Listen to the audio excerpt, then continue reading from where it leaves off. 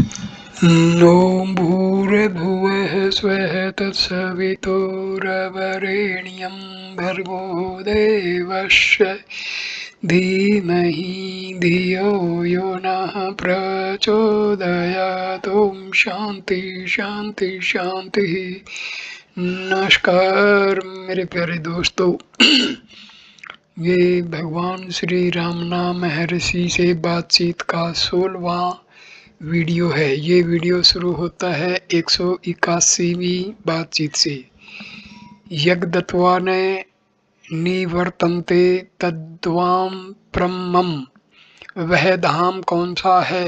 क्या यह महत्तत्व से परे जो शुद्ध संवित है वही तो नहीं है? महर्षि हाँ। भक्त न निवर्तन्ते का अर्थ है पुनः अज्ञान से आवृत न होना। महर्षि हाँ। भक्त क्या इसका यह अभिप्राय है कि महत्तत्व प्राप्त करने वाले भी अविद्या के जाल से मुक्त नहीं हुए? महर्षि इस कथन का कि सर्वलोक ब्रह्मलोक तक मनुष्य को पुनर्जन्म से मुक्त नहीं करते, यही अभिप्राय है। भगवत गीता कहती है मुझे प्राप्त कर पुनर्जन्म नहीं होता, अन्य सब बंधन में है। इसके अतिरिक्त जब तक तुम यह कल्पना करोगे कि गति है जैसा कि गत्वा शब्द का अभिप्राय है, तब तक पुनरावृत्ति भी होगी। गति में पूर्वगमनम की संभावना निहित है। जन्म क्या है? यह अहंकार का जन्म है। जन्म लेकर किसी जगह जाओगे, जहाँ जाओगे वहाँ से पुनः आगमन होगा। अतः यह सब शब्दाडंबर त्याग दो। तुम्हारा निज स्वरूप जैसा है वैसा रहो। देखो तुम कौन हो एवं आत्म भाव में रहो। जन्म मरण आवागमन से रहित भक्त सत्य। तथापि यह सत्य प्राय सुनकर भी हम धोखे में आ जाते हैं तथा हम इसे भुला देते हैं। महर्षि यह सही है, प्राय स्मरण कराने की आवश्यकता है। 182वीं बातचीत।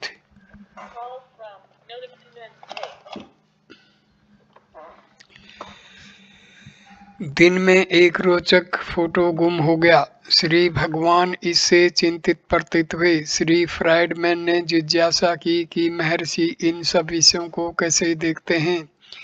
श्री भगवान ने कहा, कल्पना करो तुम स्वप्न में मुझे पोलैंड ले जा रहे हो। जाकर तुम मुझसे प्रश्न करो, मैंने ऐसा ऐसा स्वप्न देखा था। क्या आपने ऐसा स्वप्न देखा अथवा आप इसको जानते हैं अथवा आपका इस संबंध में क्या दृष्टिकोण है? भक्त किंतु आपको अपने समक्ष हुई घटनाओं का भी भान नहीं है।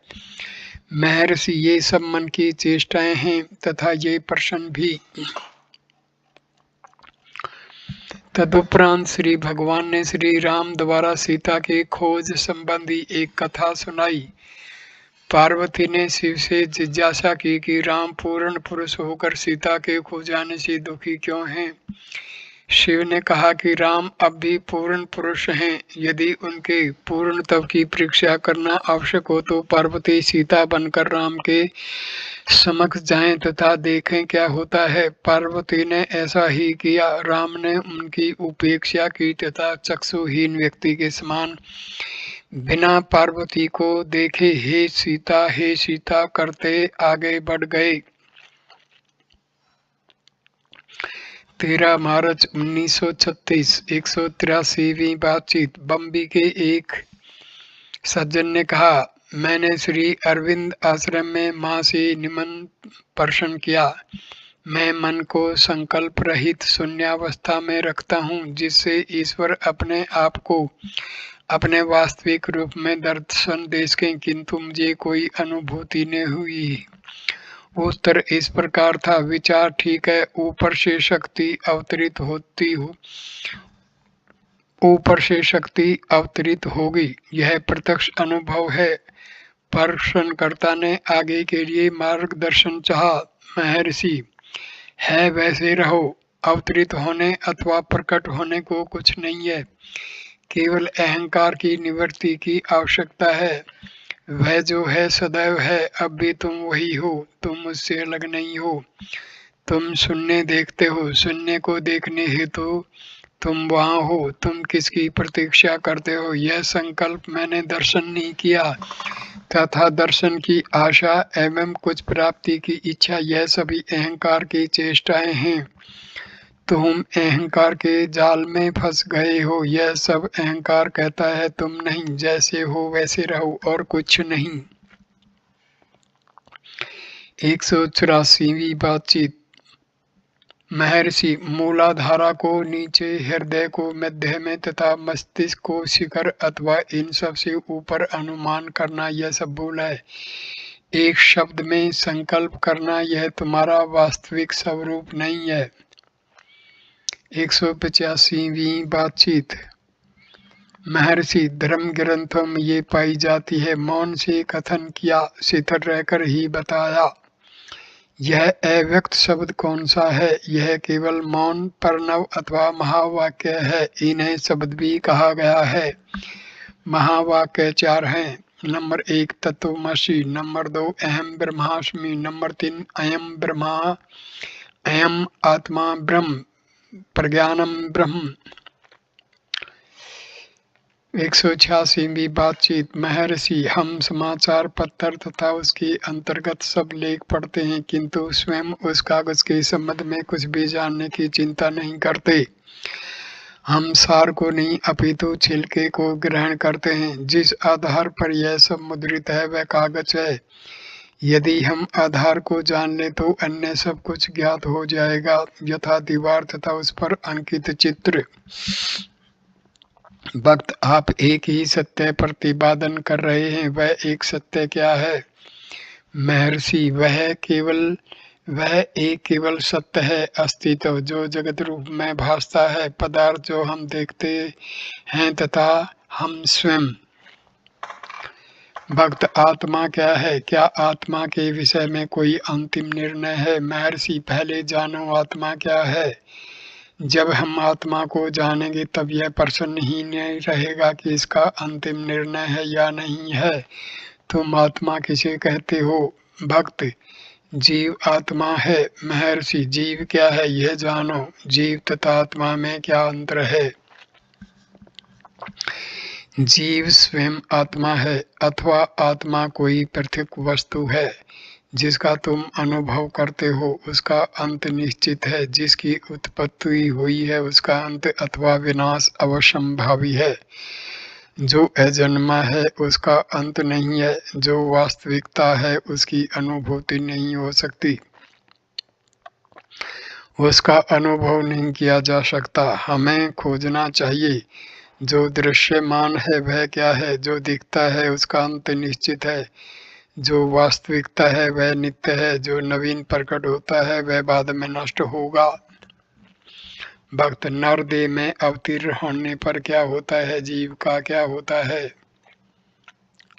महर्षि, पहले हम यह जान लें कि हम क्या हैं। हम जानते नहीं कि हम क्या हैं, और जब तक हम यह न जान लें कि हम क्या हैं, ऐसे प्रश्न की कोई गुंजाइश नहीं है। श्री भगवान का आशय स्पष्ट ही देह आत्म बुद्धि से है, जिससे जन्म मरण की भ्रांति उत्पन्न होती है। आत्मा पृथ्वी, अग्नि, वायु एवं जल आदि तत्वों से दूषित नहीं हुई है। उसका न जन्म है न मरण। गीता अध्याय 2 श्लोक 11। अशोच्या अनुशोचस्त्वं प्रजावादश्च भाषसे। आदि जन्म किसका हुआ है? तुम मनुष्य किसे कहते हो? यदि जन्म, मृत्यु एवं मृत्यु के उपरांत के विषयों की जिज्ञासा के स्थान पर यह प्रश्न करो कि अब तुम कौन तथा कैसे हो, तो ये प्रश्न नहीं उठेंगे।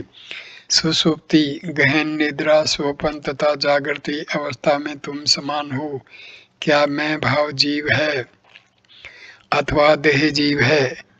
क्या यह संकल्प हमारा स्वरूप है अथवा यह अनुभव कि हम रहते हैं आदि हमारा स्वरूप है? गीता के श्लोक को उद्धरण करते हैं। यदा ते मोह कलिलम बुद्धि व्यर्थितदा ऋष्यति तदा गंतासी निर्वेदम श्रोतव्यश्च श्रुतश्च। भक्त आत्म विचार क्यों आवश्यक है? महर्षि, यदि तुम आत्म विचार नहीं करोगे तो लोक विचार चुपके से घुसता है। जो नहीं है उसे पाने का प्रयास किया जाता है, न कि उसे जो वास्तविक है। जो तुम खोजते हो उसकी एक बार प्राप्ति के बाद विचार भी समाप्त हो जाते हैं और तुम उसी में स्थिर हो जाते हो। जब तक देहात्म बुद्धि है, आत्मा खोई हुई कही जाती है तथा व्यक्ति को उसे प्राप्त करने का निर्देश किया जाता है, परंतु स्वयं आत्मा कभी नहीं खोती, वह नित्य है। देह को आत्मा कहते हैं, इंद्रिय को आत्मा कहते हैं। इसी प्रकार जीवात्मा, परमात्मा आदि हैं। हजारों वस्तुओं को आत्मा की संज्ञा दी जाती है। आत्मा की खोज से अभिप्राय है वास्तविक आत्मा को जानना। समाधि केवल तथा सहज। 187वीं बातचीत। मैं कहता हूँ कि समाधिस्थ मनुष्य की देह आत्मा का निरंतर ध्यान करने के कारण गतिहीन हो जाती है, वह सक्रिय हो अथवा निष्क्रिय। ऐसे ध्यान में संलग्न मन देह अथवा इंद्रियों की चंचलता से प्रभावित नहीं होता। शारीरिक क्रिया से पूर्व मन की चंचलता आवश्यक नहीं होती। एक मत यह भी है कि शारीरिक चंचलता निर्विकल्प समाधि नहीं होने देती। आपका क्या मत है? मैंने जो कहा है उसके आप साक्षात प्रमाण हैं।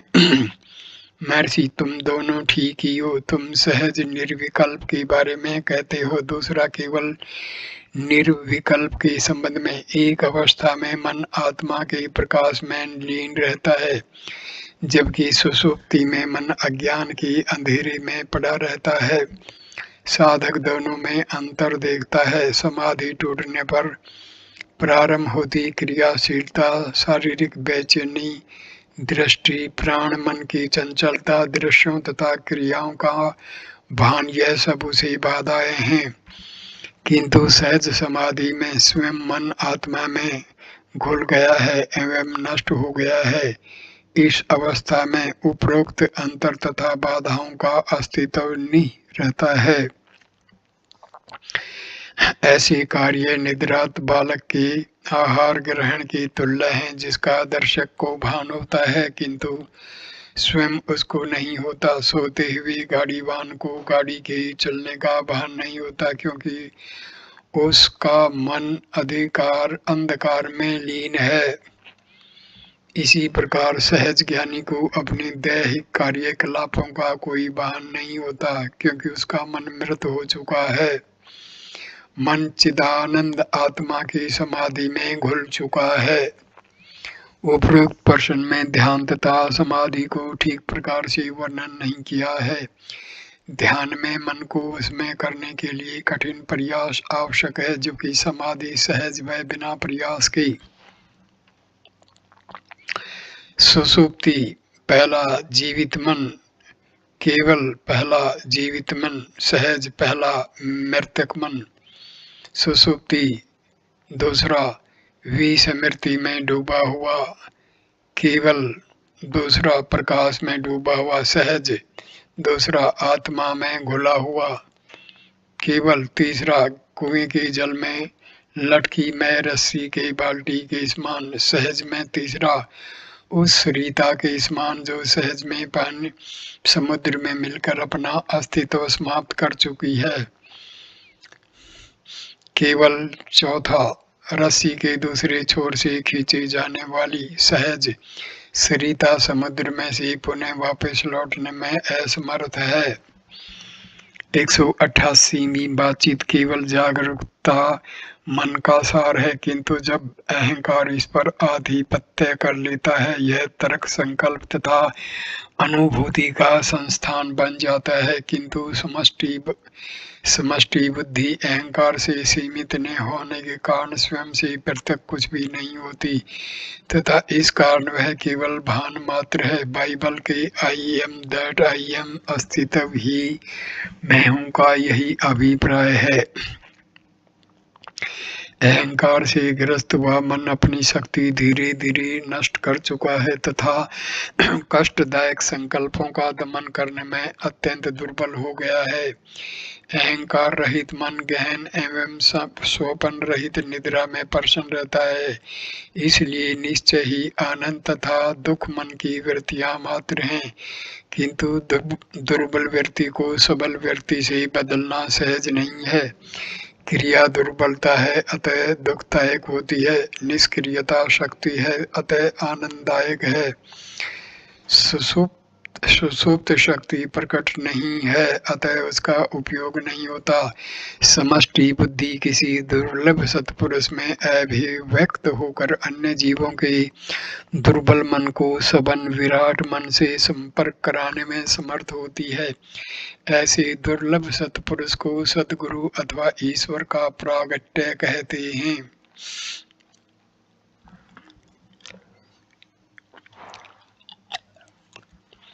19 मई 1936 189वीं बातचीत मध्यम उम्र के फ्रांसीसी श्री एम ऑलिवर लोकोम्बे भारतीय सभ्यता संस्थान पेरिस विश्वविद्यालय के प्रतिनिधि होकर भारत की यात्रा पर थे। फ्रेंच भारत से यहाँ पधारे। अन्य व्यक्तियों के अतिरिक्त वे महर्षि के भी दर्शन करना चाहते थे। वे आश्रम में लगभग 3 घंटे रहे। वे मूल संस्कृत में भगवत गीता, उपनिषद, सूत्र आचार्य शंकर एवं रामानुज की भाषा सहित पढ़ चुके थे। उन्होंने प्रश्न किया, क्या महर्षि का उपदेश वही है जो शंकर का है? महर्षि का उपदेश केवल अपने स्वयं का अनुभव तथा साक्षात्कार की अभिव्यक्ति है। दूसरों को यह श्री शंकर के समान मालूम होता है। भक्त निश्चय ही क्या इस साक्षात्कार को अन्य प्रकार से भी व्यक्त किया जा सकता है? महर्षि ज्ञानी पुरुष अपनी भाषा का प्रयोग करेगा। श्री भगवान ने आगे कहा, मौन सर्वोत्तम भाषा है। भक्त हठ योग तथा तांत्रिक साधना के संबंध में महर्षि क्या कहते हैं? महर्षि प्रचलित पद्धतियों में से महर्षि किसी की आलोचना नहीं करते। मन की शुद्धि हेतु सभी उत्तम है, क्योंकि शुद्ध मन ही उनकी पद्धति का ग्रहण करने में तथा दृढ़तापूर्वक उसका अभ्यास करने में समर्थ है। भक्त कार्य, ज्ञान, भक्ति अथवा हठ आदि भिन्न योगों में सर्वोत्तम कौन सा है? महर्षि उपदेश सार का 10वां छंद देखिए। आत्मा में स्थिर रहना ही इन सब के उच्चतम भाव के तुल्य है। महर्षि ने फिर कहा, स्वपन रहित सुषुप्ति में न जगत है, न अहंकार और न दुख, किंतु आत्मा रहती है। जागृति में इन सब के रहते हुए भी आत्मा विद्यमान है। आत्मा के सदोदित प्रसाद का साक्षात करने हेतु केवल अस्थायी घटनाक्रम निवारण करना है। तुम्हारा स्वरूप आनंद है। पहले ये सब नान तब जिस आधार पर उमड़ रहे हैं इसको ज्ञात करो और तुम उसका आधार बने रहो। भक्त सत्य है। आशय यह है कि नित्य सिद्ध आत्मा का साक्षात करने हेतु सीमित अनात्मा का निवारण करना है। यही शंकर का कथन है, न ग्रहण करना है न त्यागना। महर्षि ऐसा ही है। अलग से कहा यह समझते हैं। भक्त एक साधक सामान्यतया कर्म किस प्रकार करे? महर्षि स्वयं को कर्ता न मानते हुए, उदाहरणार्थ जब तुम पेरिस में थे तब क्या तुम्हारा संकल्प यह इस जगह आने का था? भक्त नहीं। महर्षि तुमने देखा कि तुम बिना संकल्प के ही कर्म कर रहे हो। गीता के अनुसार कोई मनुष्य बिना कर्म किए नहीं रह सकता। जिस उद्देश्य से व्यक्ति को जन्म हुआ है वह पूरा होगा, चाहे तुम उसे पसंद करो अथवा न करो। उद्देश्य को पूरा होने दो। भक्त इतनी पद्धतियों का वर्णन क्यों किया गया है? उदाहरणार्थ श्री रामकृष्ण के मत से मोक्ष हेतु भक्ति सर्वश्रेष्ठ साधन है। महर्षि, यह सब साधक की दृष्टि बिंदु पर निर्भर करता है। तुमने गीता का अध्ययन किया है। श्री कृष्ण कहते हैं, ऐसा समय कभी नहीं था जब मैं, तुम तथा ये राजा नहीं थे। क्या ऐसा भी नहीं है कि ये भविष्य में नहीं होंगे? जो असत्य है वह कभी नहीं रहता, परंतु जो सत्य है वह कभी नष्ट नहीं होता। जिसकी सत्ता थी, अभी भी तथा भविष्य में भी रहेगी। पुनः इस सत्य का उपदेश मैंने आदित्य को किया। उसने इसका मनु आदि को उपदेश दिया। अर्जुन ने जिज्ञासा की, ऐसा कैसे हो सकता है? आप कुछ वर्ष पूर्व अपनी हाल में जन्मे हो, आपने आदित्य को कैसे उपदेश दिया होगा? श्री कृष्ण का उत्तर था, हाँ, पूर्व में हमारे अनेक जन्म हो चुके हैं। मैं अपने जन्म जानता हूँ, जबकि तुम अपने नहीं जानते। उन पूर्व के जन्मों में क्या हुआ यह मैं तुमको कहता हूँ। देखो, जो कृष्ण यह कह रहे थे कि न तो मैं था, न तुम थे, न ये राजा थे, अब कहते हैं कि पूर्व में उनके अनेक जन्म हो चुके हैं। कृष्ण ने अपनी बात का खंडन नहीं किया है, तथापि ऐसा प्रतीत होता है वे अर्जुन के दृष्टिकोण के सदृश होकर उसी के स्तर पर बात करते हैं। इसी प्रकार समानांतर अंश बाइबल में है, जहाँ ईसा कहते हैं, अब्राहम थे, उससे पहले मैं हूँ। ज्ञानियों की वाणी समय, स्थान, जन साधारण तथा अन्य परिस्थितियों के अनुसार होती है। यात्री ने कहा, वे दुख के साथ जा रहे हैं। महर्षि ने मुस्कुराते हुए बीच में टोकते हुए कहा, न जाना है न आना है। फ्रांसिस ने तुरंत ही कहा, वे महर्षि देश काल से परे हो चुके हैं, वे पांडिचेरी लौट गए। मैं इस वीडियो को यहीं पर विराम देता हूँ। अगला वीडियो 17वां वीडियो 190वीं बातचीत से शुरू होगा। नमस्कार दोस्तों, धन्यवाद।